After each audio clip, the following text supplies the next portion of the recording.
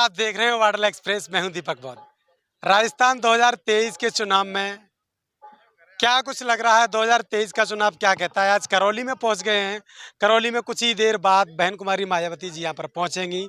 एक बड़ी रैली यहां पर होने जा रही है। उस रैली से पहले क्या कुछ प्लान है? हमारे साथ जुड़े हैं प्रदेश अध्यक्ष भगवान सिंह बाबा, जो कि इसको पूरी तरह से कोऑर्डिनेट कर रहे हैं।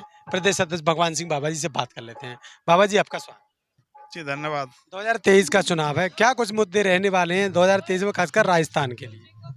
देखिए, बहुजन समाज पार्टी 2023 में राजस्थान में बैलेंस ऑफ पावर बनने जा रही है और इसकी पूरी हम लोगों की तैयारी है। और पिछले आज तीसरा दिन है। आदरणीय बहन कुमारी मायावती जी की लगातार रैलियां राजस्थान में चल रही हैं। 2 रैलियां उन्होंने 17 तारीख को की, 2 जनसभाएं 18 को की। आज भी 2 रैली करौली और गंगापुर में होनी है और रैलियों में जो भीड़ दिख रही है उससे हमें पूरा अंदाजा लग रहा है कि बहुजन समाज पार्टी अब की बार राजस्थान में बैलेंस ऑफ पावर बनने जा रही है। जिस प्रकार से लगातार दलितों के साथ जो घटना है राजस्थान में, पूरी तरह से एक बना हुआ है, इसको बीजेपी पूरी तरह से ले रही है कि ये दलितों के साथ कांग्रेस ने गलत किया है। कहीं ना कहीं बसपा भी इसको देख रही हो कि किस नजरिए से देख रही है? देखिए, कांग्रेस का शासन रहा हो या भारतीय जनता पार्टी का शासन रहा हो, दोनों ही शासनों में जो है दलितों पर अन्य अत्याचार कभी नहीं रुका है। इससे पहले राजस्थान में भारतीय जनता पार्टी की सरकार थी तो उस समय भी दलित समाज पर अन्य अत्याचार की तमाम घटनाएं हुई। और पिछला जो कांग्रेस, जो अभी 5 साल का कांग्रेस का शासन है, इसमें से दलित अत्याचार की इंतहा हो गई।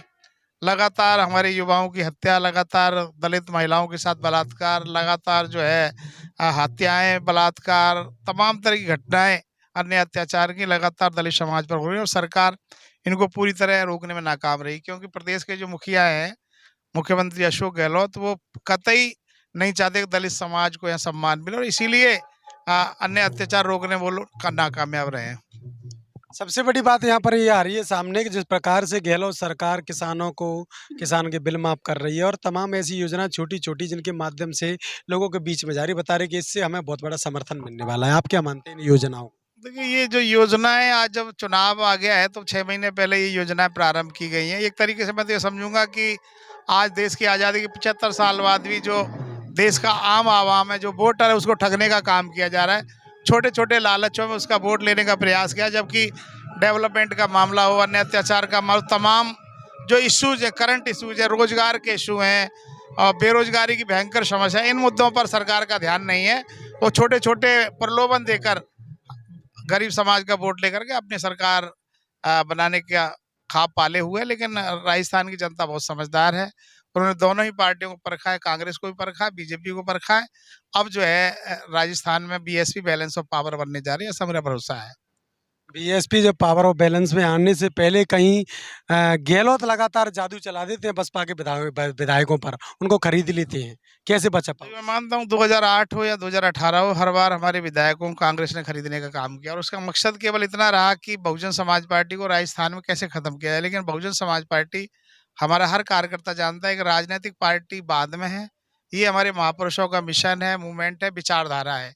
तो इसको कोई खत्म नहीं कर सकता। मैं मानता हूँ विधायक जरूर बिक जाते हैं, हमारे विधायक जरूर कांग्रेस खरीद रही थी, लेकिन हमारी जो आवाम है, जनता है, वो कभी भी कांग्रेस और भाजपा के उस पाले में जाने वाली नहीं है। वो हमारे साथ रहेगी, हमें पूरा भरोसा है। इस बार कैसे उनको जवाब दे पाओ? लेकिन जवाब तो सीधा साधा है। राजस्थान की जनता परेशान है, कांग्रेस से भी परेशान है, बीजेपी से परेशान है और बसपा या राजस्थान में अगर कोई थर्ड फ्रंट है तो वो बीएसपी है। क्योंकि हर बार जब भी चुनाव होता है, हमारे ज़्यादा सब सारे पार्टियों से विधायक ज़्यादा जीत कर आते हैं, अच्छा वोट हमें मिलता है। तो राजस्थान में थर्ड फ्रंट अगर है तो बीएसपी है और बीएसपी को कांग्रेस बीजेपी के बाद लोग लाइक कर रहे हैं। और मुझे भरोसा है कि अब की बार जो है कांग्रेस और बीजेपी को लोग मात दे करके बीएसपी को इतने विधायक जिताएंगे कि किसी भी दल को बहुमत नहीं मिलेगा, फिर बसपा को सरकार में आने का मौका मिलेगा। कांग्रेस बाबा साहब के नारे को भी कहीं ना कहीं लागू कर रही है। आपने देखा होगा कांसी राम जी का जो नारा है, जिसकी जितनी संख्या हमारी उसकी उतनी हिस्सेदारी, राहुल गांधी कहते हैं। इस पर कितना मानते को मान रही है इन बातों को? देखिए, पहले शुरुआत में कांग्रेस ने गांधी जी के नाम पे वोट लिया। हमारा भोला भाला समाज उनके बहकावे में आता रहा। लेकिन अब बाबा साहब को समझकर लोगों ने मान लिया है कि ये केवल हमें ठगने का काम कर रहे हैं। तो अब वो लोग, कांग्रेस और बीजेपी के लोग, बाबा साहब को आगे लेकर चल रहे हैं, बाबा साहब के नाम पर नाम का इस्तेमाल कर रहे हैं। जबकि ये वही कांग्रेस है जिन्हें बाबा साहब को आगे बढ़ने पर हर पग पे जो है उन्होंने कांटे फैलाने का काम किया, बाबा साहब को रोकने का काम किया। तो ये जनता भी समझ रही है कि अब जब चुनाव नजदीक आया है तो इस तरीके की बातें की जा रही हैं, बाबा साहब का नाम लेके हमारा वोट लेने का प्रयास किया जा रहा है, लेकिन जनता बहकावे में आने वाली नहीं है। चलिए, तो लगातार बने रहिए वाडला एक्सप्रेस के साथ। हमारे साथ जुड़े थे भगवान सिंह बाबा, करौली से लाइव हैं इस समय। यूट्यूब पर हैं तो सब्सक्राइब करिए, फेसबुक पर हैं तो फॉलो करिए। देखते रहिए वाडला एक्सप्रेस।